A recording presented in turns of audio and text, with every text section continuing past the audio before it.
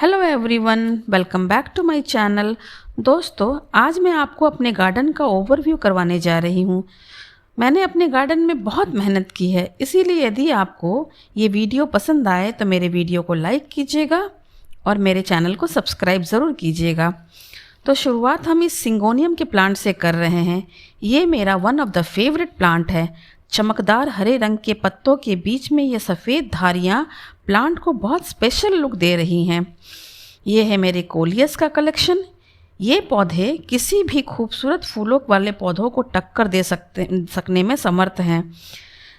जैसा कि आप सभी जानते हैं, गर्मियाँ लगभग आ ही चुकी हैं, इसलिए मैंने खूबसूरत रंग बिरंगी पत्तियों वाले प्लांट्स का कलेक्शन कर लिया है ताकि गर्मियों में मुझे फूलों की कमी महसूस ही ना हो। दरअसल दोस्तों, गर्मी और बरसात दोनों ही मौसम में फूल कुछ कम पाए जाते हैं, इसीलिए हमें इन खूबसूरत रंग बिरंगी पत्तियों वाले प्लांट्स को लगाकर फूलों की कमी को कुछ हद तक कम कर देना चाहिए। दोस्तों, ये है लिपस्टिक एग्लोनिमा। इसकी लाल हरी पत्तियां बेहद ही खूबसूरत होती हैं और ये एक परमानेंट प्लांट है जो साल भर आपके गार्डन की खूबसूरती में चार चांद लगाता रहेगा। दोस्तों, मेरा अपना विचार ये है कि इंसान की ज़िंदगी में कितना भी तनाव क्यों ना हो, कितनी भी परेशानियां हो, प्रकृति के साथ कुछ समय बिताने पर मन को असीम शांति मिलती है और एक खास तरह की अनुभूति का एहसास होता है। और खुद को प्रकृति के नज़दीक ले जाने का सबसे आसान तरीका है गार्डनिंग करना। दोस्तों, जीवन भगवान का दिया हुआ एक अनमोल तोहफा है।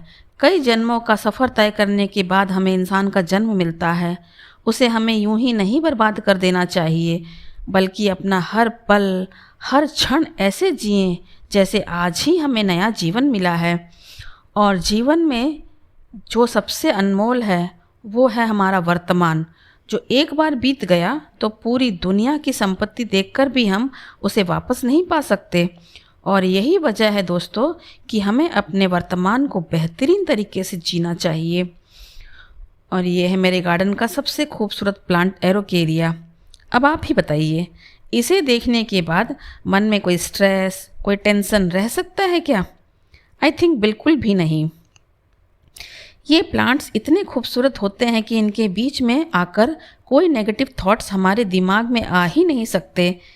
यही तो खासियत है इन पेड़ पौधों, फूलों और रंग बिरंगी पत्तियों का। दरअसल दोस्तों, हम एक आर्टिफिशियल लाइफ जी रहे हैं। हम ही नहीं, वरन पूरी दुनिया एक आर्टिफिशियल लाइफ जी रही है। We all are living an artificial life with lots of stress and tensions, and we are searching for its solution in machines जैसे कि मोबाइल्स।